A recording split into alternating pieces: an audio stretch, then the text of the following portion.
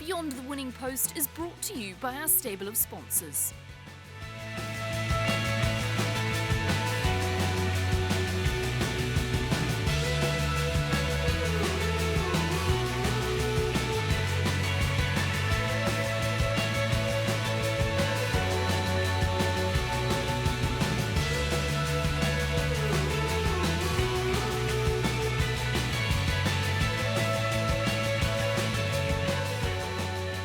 Hi guys, good day for it. Hey, how are you? I'm good. Have you brought your raincoat? I've brought my raincoat, I've got my helmet, I'm all ready to go. Perfect. What do you need me to do? Well, we've got a very good horse for you to take a turn on. Yep. Excellent. We thought we might give you something different to do. We've got a Cowboy Challenge class for you. Excellent. Gina, tell me, how did you end up with Start Wondering? So Bart came to me from JJ Rayner, just as a rehomer. She rang me and said, I've got a good horse here. He needs a special home. She said to me, he's always got a home back with me if he doesn't work out, or later on in life he's got a retirement home back with me. And it's always a bit of a privilege when you get these really good horses. It's quite a lot of pressure to find them exceptional homes. And he's just such a neat horse. I thought, well, I actually don't have my own horse, so I kept him for me, which he's been the only one I've done that with, so that's pretty cool. When I started with him, I didn't think he was probably the most talented horse I'd ever had. He just had a really good nature, but he just keeps stepping up. And his journey since then to today, what's he doing?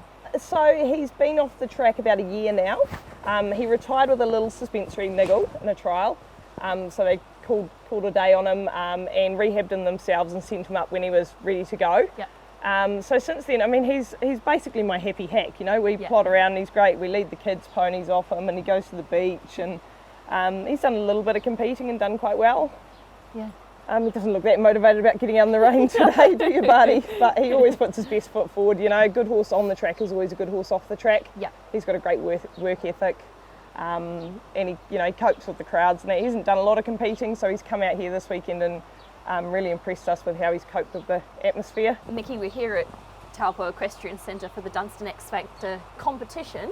How long's that been going? So this is our 6th year of the Ex-Factor competition. Used to run it at Equidays, but they've pulled pins, so this is our first year at Equifest. Taupo has been kind to us in the last 2 days, but turned on the weather for us today. Dunstan Ex-Factor is the competition we're here for today, but it's part of the charity Beyond the Barriers. Tell me how that came about. Well, the initial concept involved quite a few bottles of wine. Gina and I have obviously been involved in the thoroughbred industry for a wee while, and we both have a passion for sport horses as well.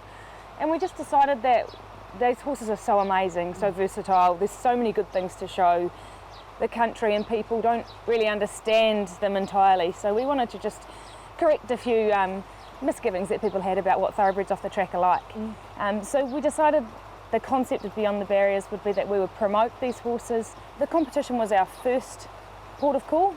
Let's get a group of horses together off the track and show these people what they can really do. There's obviously hundreds and thousands of thoroughbreds out there doing well in the sport horse industry, but no one recognises their breeding or what they've done on the track. There's certainly different sires which do exceptionally well off the track, so it's all about promoting just what thoroughbreds can do and who they can suit, and just increasing rehoming opportunities for them and acknowledging how good they are. What other things do you do during the year? Everything we do is voluntarily. Nicky and I both work full time and have 3 children each, so it's a busy old thing. But we try to do clinics, a bit of sort of coverage of thoroughbreds out there doing well, interviews with people. We've got great plans. It's just finding the time to make it happen, really. So this at the moment is our main showcase, but we do have big plans. I suppose for us, education is a really big part of what we aim to achieve and want to do more of. And for us, that's holding clinics for people who are suitable homes for thoroughbreds off the track, both in the North and the South Island. There's lots of people who are more than capable of taking a horse off the track and turning it into something special, but for some reason or another they maybe haven't had a chance or don't understand how to acquire one or what to do with them when they get them. So for us it would be educating more people and hands-on through clinics. And how did the love of thoroughbreds start? Nicky, with you first. Oh, it's one of those things I was going to grow out of apparently when I was younger. No, I started working for Sam and Buzz Williams at Little Avondale Stud when I was studying at uni. Did some yearling preps, just loved it. I just kept going back, couldn't get enough. And when I moved into my proper job, as my mum would say, I still had the bug. So I co-founded one of New Zealand's, I suppose, most successful bloodstock agencies, and have just been involved through that really as an owner, a breeder. And also when I met Gina and we became friends through Event Stars, had a lot to do with the horses straight off the track. And, you know, it's really impressive to see what these horses can do. And they just tug at your heartstrings a little bit. And Gina, what about for you? So I got my first thoroughbred when I was in law school. He was in the local paper, Free to a Good Home, and he was a Feltat horse who went on to be one of the better eventers in the country. He went right to top level and sold over to Australia eventually. So he was my first thoroughbred, and I was riding a bit of track work initially for Murray Baker and then for Ross Elliott, and just was getting offered more and more horses, and you know, sort of just evolved from there really. I started off, you know, maybe doing 10 a year, and then it became 20, and then it's 50, and you know, now we do probably upwards of 300 a year. And then obviously I met Rod Schick, who owns Windsor Park Stud, who I'm married to, so got a little bit more of an insight into how it starts with these horses, what they go through. So it's quite neat seeing really them from day dot, born on the stud, and how much love and attention and care they have. Go through yearling preps and ready to runs and sales, and yeah, it's quite neat, you know, following the whole journey and then seeing them go on to do what they do afterwards. Why do you do what you do? Sometimes we wonder. Yeah. These horses are special to us and they deserve to be shown off. Yeah, there was just a gap, someone needed to do it, so we're it. Yeah, and we're really proud on their behalf, you know, watching them. This competition's growing every year, so it's really neat. Yeah. Really neat seeing what they go on to do.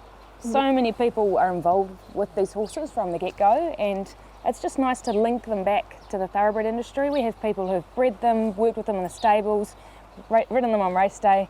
Trainers, they turn up, they watch, and it's really cool just to make that link between the two industries as well, because these horses are loved.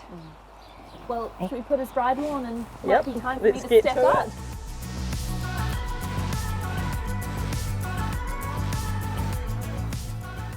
Oh, that's a great leg up. Thank you. Good man, buddy. Any last bits of advice? Hold on, he's quite fast. Have fun. Thank you. Come on, Bart, let's go.